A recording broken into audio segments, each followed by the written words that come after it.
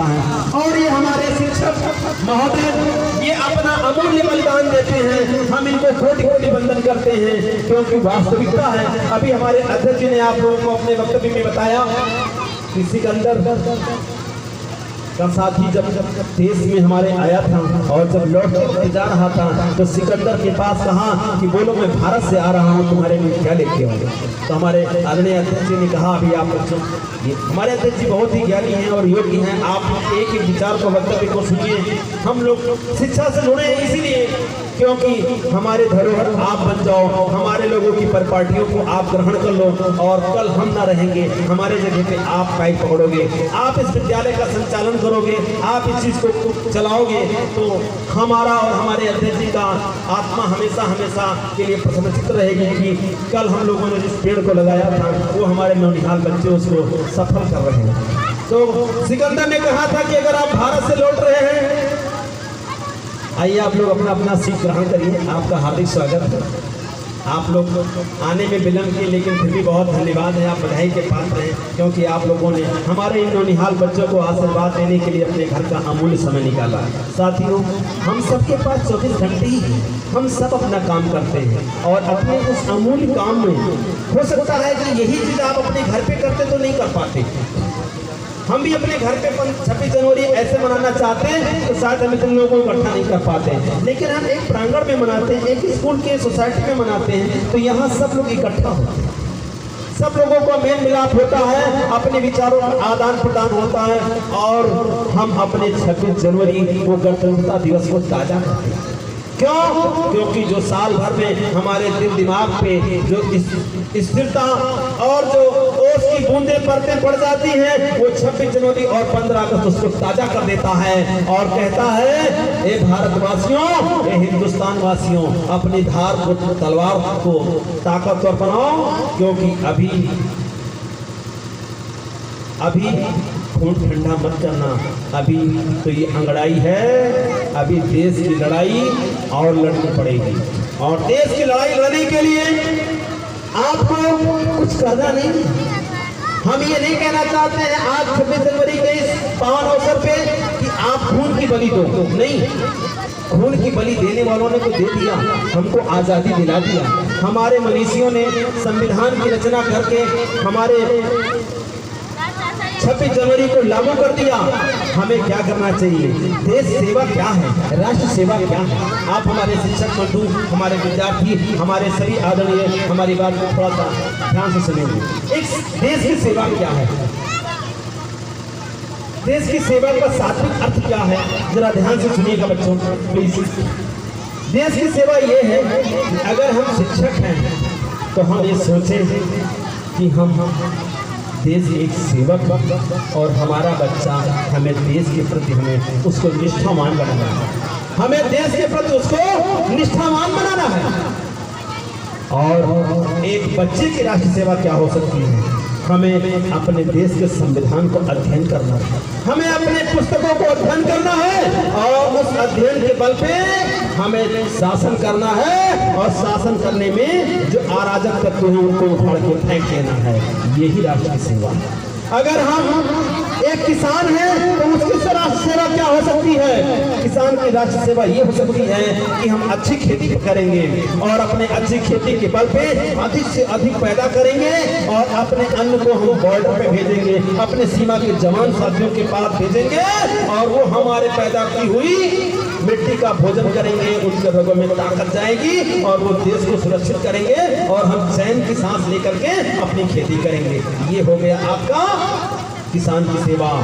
एक स्कूल की सेवा राष्ट्र के प्रति क्या हो सकती है? स्कूल की सेवा राष्ट्र के प्रति ये हो सकती है मेरे प्यारे साथियों कि हम अपने बच्चों को स्कूल के प्रति नहीं, देश के प्रति कर्तव्य निष्ठावान बनावे, उनको उनके रगों में ऐसा आदर भर दें कि वो जहां भी रहे अपने देश के आन बान शान के लिए हिचक न करें, अपने संस्कृति के लिए हिचक न करें, अपने मान को सम्मान को राष्ट्र को कहीं धूमिल न होने दें, तिरंगा कहीं भी देखें उनके हाथ उठ जाने चाहिए सलूट के लिए। अपने देश के गौरव के लिए अगर कोई एक जबान बोले तो उसकी जबान को हाथ डाल के खींच लेना चाहिए।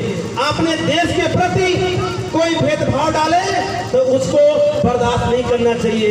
ये एक स्कूल की राष्ट्र सेवा होगी, क्योंकि उस स्कूल में वो ऐसे पौधे रोपे जाते हैं जिसमें वो देश के निष्ठावान बच्चे, राष्ट्र के निष्ठावान बच्चे वहीं से पैदा होकर के आगे निकलते हैं। वही बच्चे जा करके हमारे बीच में बहुत ही आदरणीय गणमान्य लोग पधार रहे हैं। मुझे बहुत हार्दिक खुशी हो रही है। मैं अपने वक्तव्य को बीच में विराम देते हुए आप सबका स्वागत करता हूं। बड़ा हर्ष है हमारे बीच में भाई डॉक्टर साहब भी आ गए। बहुत बहुत धन्यवाद है भाई, अच्छा लग रहा है। ये ऐसा घड़ी है, ऐसा अवसर है जब हम सब लोग अपने बच्चों को स्वागत और सेवा के लिए एक समय निकालते हैं और बलिदान के इस दिवस को हम अपने दो शब्दों से अपने बच्चों को अनुग्रहित करते हैं। सोचो साथियों, आज के दिन अगर आप किसी कार्यक्रम में पार्टिसिपेट नहीं किए, कहीं गए नहीं,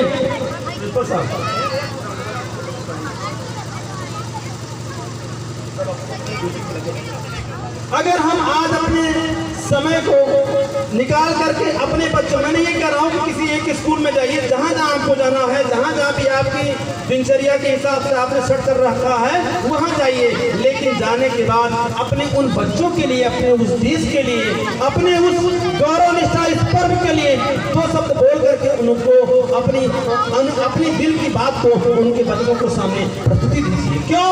बच्चे सीखेंगे कि मेरे पापा, मेरे गार्जियन, मेरे गुरुजी, मेरे प्रिंसिपल साहब, मेरे अध्यक्ष जी, मेरे प्रबंधक जी, मेरे पिता जी हमको देश के प्रति कितना निष्ठावान बना रहे हैं। हमें तो तभी पता चलता है जब हम किसी से संवाद करते हैं, और संवाद में हमें वो पता चलता है कि हमें अब आगे क्या करना चाहिए। तो प्यारे बच्चों, मैं ये कहना चाहता हूँ कि ये देश की गणतंत्रता दिवस आज हम जैसे चाहते हैं वैसे अपने गांव में प्रधान चुनते हैं, हम जैसा चाहते हैं वैसा जिला पंचायत चुनते हैं, हम जैसा चाहते हैं वैसा विधायक चुनते हैं, हम जैसा चाहते हैं वैसा एमपी चुनते हैं, हम जैसा चाहते हैं वैसा प्रधानमंत्री चुनते हैं। क्या 1947 से पहले ऐसा था? नहीं। क्या 1950 से पहले ऐसा संविधान था? नहीं था। क्यों नहीं था? जिसकी लाठी उसकी भैंस हुआ करती थी। जो बड़ा आदमी, प्रतिष्ठित आदमी हुआ करता था, वही उस एरिया का सूबेदार हुआ करता था, वो उस एरिया का सरदार हुआ करता था, और वो अपनी शासन सत्ता चलाता था। हमारे बीच में मुख्य अतिथि माननीय अध्यक्षा जी पधार रही हैं, बड़े गौरव का विषय है। मैं अपने वक्तव्य को विराम देता हूँ और हम लोग अपने अध्यक्षा जी के स्वागत के लिए आदरणीय प्रिंसिपल साहब और हमारे शिक्षक बंधु गेट पे पहुँच करके स्वागत के लिए तैयार रहेंगे। हमारे शिक्षक बंधु जरा हमारे गेट पे पहुँच करके अध्यक्षा जी के स्वागत के लिए आ जाए। बहुत बहुत धन्यवाद अध्यक्षा जी, आपका उदार हृदय ये गायत्री विद्या परिवार के लिए हार्दिक स्वागत करता है। बहुत बहुत धन्यवाद। आपने अपना व्यस्ततम समय निकाल करके हम लोगों को आशीर्वाद देने के लिए आई, बहुत ही अच्छा लगा।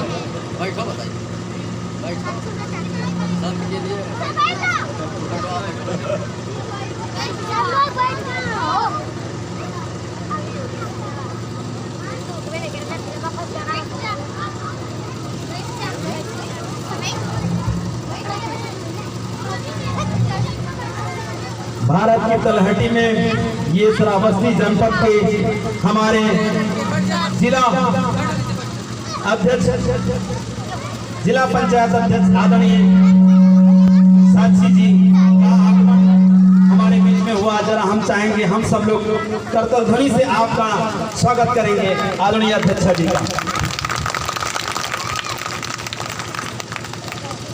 मैं अपनी विषय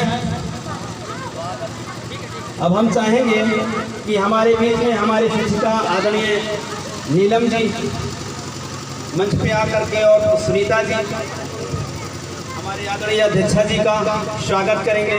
हमारे बीच में बड़े भैया हमारे आदरणीय कैराती साहब पधार रहे हैं। बहुत ही अच्छा है, बड़ा गौरव का विषय है। बहुत बहुत धन्यवाद हमारे भैया।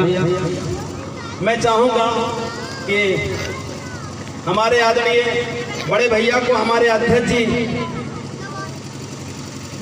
आप हाँ, नीलम जी आप अध्यक्षा जी का स्वागत करेंगे और हमारे आदरणीय अध्यक्ष जी, हमारे परम आदरणीय श्रद्धेय पप्पू भैया को आप जो है सम्मान करने के लिए बैज पहना करके अलंकृत करेंगे। संस्था के आदरणीय अध्यक्ष महोदय से मैं निवेदन करूंगा कि हमारे खैराती साहब को बैज पहना करके अलंकृत करें। आदरणीय अध्यक्ष जी,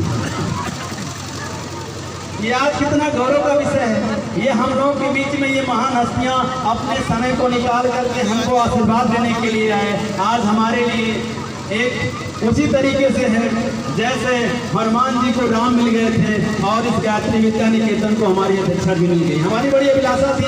कई बार मैं अध्यक्षा जी से निवेदन करता रहता था कि अध्यक्षा जी आप समय निकालिए और आज वो घड़ी आ ही गया।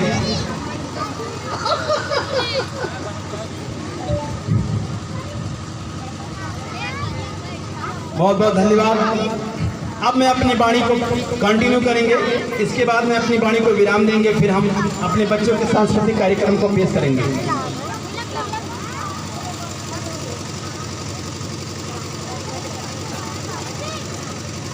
आइए।